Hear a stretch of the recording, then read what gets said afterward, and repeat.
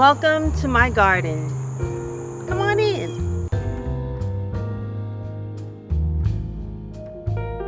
This garden is under major construction, but I did not have the heart to totally just get rid of my plants. We went from 8-inch garden beds to this year building 24-inch, 2 feet garden beds. And we just recently had the edges, the trimming done for the edges, and now we have to go in and do some support on the corners. So I had to literally dig out some of my herbs and try to save as many as I could. And also, you see all the bees and butterflies behind me? I had to plant something this year. I couldn't let a year go by and not welcome the pollinators back to the garden. So I want to keep them coming because they are very beneficial to the garden. So I started the garden in 2020. We closed on the property in 2019. And I started the garden as a way during the shutdown in 2020 to show family and friends what I was doing, because I used to garden in just containers. I started out with my grandmother when I was a little kid in her garden. Then in college, I would have like little windowsill herbs that I would add to whatever I was cooking or making tea out of them. And then I grew to having pots. I still have some of the pots that I used to have at our old house, past 2 homes. I still have the same pots. And then to this. So you don't have to grow on a massive scale. You can grow in a little pot with a windowsill or even an artificial, light source like a grow lamp or any kind of lamp.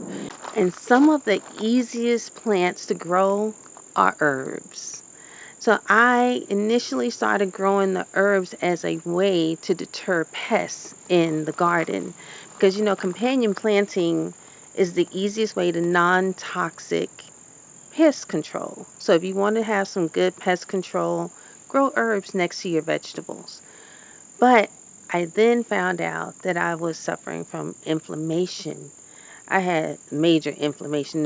If you know anything about inflammation, inflammation is one of the leading causes, the root cause to a lot of chronic diseases. And I was just like, no, we got to do something about this. So I started growing more herbs, and I grow them all over the property, in the front of the house, on the side of the house, out here in the garden. I built a 20-foot cylinder bed, which I'll show you. And I'm growing herbs everywhere that I can, even indoors. So I have herbs 24/7 at my disposal. And if you go to a grocery store, baby, herbs are expensive for a little tiny sprig of herbs. It's too easy to grow. Okay, so I am 57, in full disclosure. Like I said, suffering from inflammation, and that's something that also, your bones start to ache, your joints, all those things. You feel that tightness and achy feeling. And so I just want to go ahead and get into it and show you some of the herbs that I grow, and I think that are essential for those of us over a certain age to start incorporating in our daily lives in some form or another, because you can consume it as far as eating them, or you can also use them as essential oils or infused oils, as salves on your skin. Let's pause. So whether you are using herbs as an infused oil, essential oil on your skin, in your home, or you are consuming them as a seasoning, a tea, however you're using them, make sure that you consult with your physician. They should not be used as a substitute, but in conjunction. And you want to consult with your physician to make sure that it's something that you're able to use. Also, you need to consider others that are living in your household and make sure that it's good for them as well. And also do your research. I always tell people, do your research. But listen, I know that you guys are here to talk about the herbs. So I want to get into my favorite herbs that I like to grow. All of these herbs that I'm going to talk about are great for inflammation. Some of them are evergreen herbs. Some don't grow in the winter. Some, when I say evergreen, means that they stay through the winter. They can take hardy frost and they will still be here even through snow and ice. So with that, let's get into the herbs that I'm growing. First off, this big daddy back here that's like 6-7 feet wide this year is lemongrass. Lemongrass is amazing. It is not evergreen. If you want to keep it and overwinter it, you will need to harvest it and then propagate it indoors and save it indoors in water. Then you can also dry the leaves and save the leaves during and let them dry out and use them in tea, soups, and so forth during the winter. But lemongrass has amazing properties, especially helping to combat inflammation. So you can use lemongrass as a salve. You can use it in teas, in your soups. It's really great if you're making a broth. Amazing. Now in front of the lemongrass is lemon balm. This is one of my absolute all-time favorites. It's in the mint family. As you can see, it can get huge and be a bit invasive like mint is. And it has a square stem like mint. You can use it also as pest control. Rub it on your skin and it will take a mosquito bite right away. In addition to helping combat inflammation, lemon balm helps to calm and soothe. It is amazing if you are suffering from a lack of sleep. It will help to calm you. Just dry it or use it fresh and make a tea before you go to bed. Lemon balm is used in a multitude of ways. You can dry it to make tinctures. You can use it to make a salve or body butters. It, like I said, you can literally, if you get bit by a bug, you can just rub it right on your skin and take the bite away. But you can use it to make insect sprays. Natural, non-toxic sprays. My favorite thing to do with lemon balm is just to take the fresh leaves, boil it in water or steep it in hot water and make a tea right before bed to help calm and soothe my body. Lemon balm. Woo, they are busy in there. Look at that. Next up are two of my favorites, thyme and sage. And the thyme I have growing everywhere. I have it all over the property as a ground cover, everywhere. Thyme is rich in antioxidants, vitamins, minerals, can help with reducing blood pressure, is antifungal, and helps with your microbiome. I like to use it in teas, as well as garnishes, cooking with it as a seasoning. It's amazing. Now, sage is amazing herb. The smell has that earthy goodness to it. I love sage as a fall herb to cook with. It just reminds you of Thanksgiving and fall with butternut squash in your butternut squash soups or roasted chicken. So good. Some of y'all probably use sage to ward off the bad spirits in your house, which yes, you can burn it. I also burn it in our fire pit so that we can get rid of mosquitoes. It's great for that as well. Mosquitoes might have a little bad spirit in them too, because they like to suck your blood. So, but sage also helps with cognitive memory, your memory, and sage can also help to combat some of the issues that you may be experiencing with menopause. I might need to go make me some sage tea because it's not even, look, it's cloudy out today, but I am hot. It's hot out here. Or is it me? Might be just me. Now, we talked about lemon balm, but this is mint. And I have several different types of mint. I have chocolate mint, peppermint, spearmint, sweet mint. I think I have like an orange mint, I want to say. I have so many different mints. Mint is amazing. And I use it in so many different ways. Of course, in tea. And I make oils from it, infused oils. I do the essential oils. Essential oils are really a more concentrated form of an infused oil.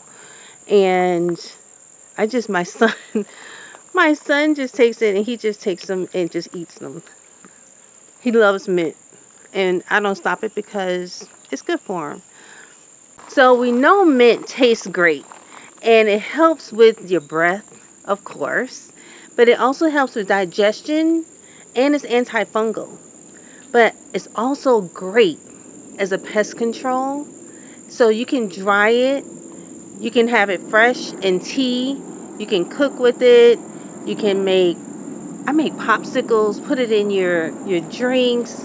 It's so refreshing. But it also is great when you dry it and use it as a natural pest control. One thing to keep in mind about mint is that it definitely will seed. As you see here, it's starting to flower and go to seed. If you don't want your mint to do that, all you have to do is snip that off. But it will also get what's called runners, and it's very invasive. So the best way to grow it is in a container, unless you live on a big property like this and you want it to go wild, and that way it helps to control pests in your yard. Next up is ginger. So I know y'all know about ginger root. Ginger and turmeric, they're like the goats, okay? They are amazing. This is what you want to look for if you're planting your own ginger. You see these rhizomes on here? You want to look for that.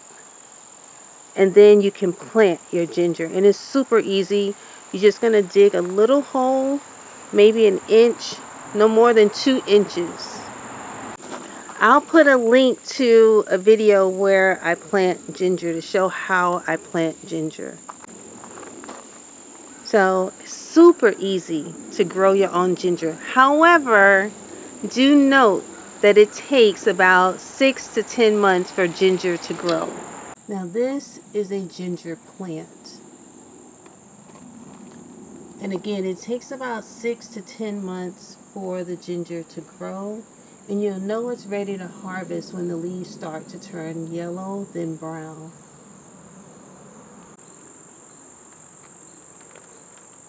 This is a turmeric plant.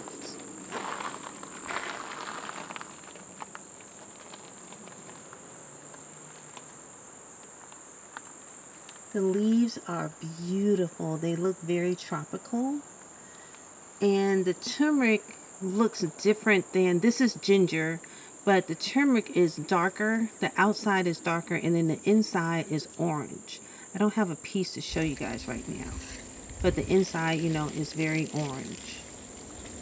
Now, ginger and turmeric are the goats of inflammation, of combating inflammation. You can get these herbs in a multitude of forms. You can find them dried, you can find them candied, you can find them in gummies, you can find them in all different kinds of forms. But this natural form is the best way to use ginger. Whether you grate it, slice it, however you use it to make a tea, to put it in your stir fries, whatever you do with it, it is great. Now, turmeric, on the other hand, requires assistance in order to be absorbed completely into your system so that you're able to reap all of its benefits. One of the easiest ways to aid turmeric in your system is to add black pepper to the turmeric before you consume it. So, black pepper. And research shows that it's something like 2,000. It helps it about 2,000 times what it would be without the black pepper. Do your research. That's all I can tell you. Do your own research. Next up is oregano. It's so strong and pungent. So oregano is making its way around the news lately. The oil of oregano, so good for you for building your immune system. It will knock out a cold. So I grew up knowing to cook with oregano, especially in Italian cuisine. In your marinara sauce, when you're making pasta. Oh my God. I mean, it's so good, but it's super strong. In addition to combating inflammation, oregano is loaded with antioxidants. And it's evergreen. Next up, we have rosemary. I absolutely am in love with rosemary. Rosemary is my go-to herb for cooking, whether it's chicken, steak, salmon. I love rosemary. You can make infused oils, and when you make the infused oil, it's multi-purpose. You can use it for your hair, your skin, or cooking if you use an edible carrier oil like coconut, grapeseed oil, or olive oil. You can also make rosemary water to use it as a spray for hair growth or as an oil too. But rosemary is amazing with cognitive function. So in addition to inflammation, rosemary has properties that help with, well, is said to help with cognitive function. Again, do the research. I like to add it to a tea. Just make tea out of it. I'll just take it like this and boil it, or just steep it in water, or add it to another tea that I'm drinking in a little bit of lemon. I don't do sweeteners in them, but oh, so good. Or lemonade, rosemary lemonade. Oh my God, so good and refreshing in the summer. So refreshing. I need some right now. Lastly, I want to talk about one of the most underrated herbs, parsley. Parsley, it's not just a garnish, y'all. Parsley is loaded in vitamins A, C, and K, and it also helps to detox your liver. Parsley is also rich in iron, calcium, magnesium, and potassium, and it also can contribute to bone health. Parsley. You do not need a huge garden. You can grow your herbs right indoors. This is my back porch, which is like a 4-season room. But if you have a greenhouse, you can grow your herbs all year round right indoors. But you don't even need that. All you need is a windowsill or some form of light source. Your plant can grow right in a window. Or you can use an artificial light source like these indoor grow lights. They allow me to grow indoors year round. I hope that this was beneficial to you. And keep in mind, you do not need a huge garden to grow your herbs. Herbs, again, are extremely expensive in the grocery store with just a little twigs of a huge plant that you could grow at home. I hope that this video was helpful for you. As you know, I'm on the journey to become an aromatherapist as well as a clinical herbalist. And so we're going to be showing all the things in this journey as we continue to age. With pro-aging, that is, which means that we're going to be proactive in living our best lives. Until the next video, I will see y'all. Now, basil is not an evergreen, so you definitely either need to bring it indoors or only grow it during the warm months. I'll see y'all in the next video.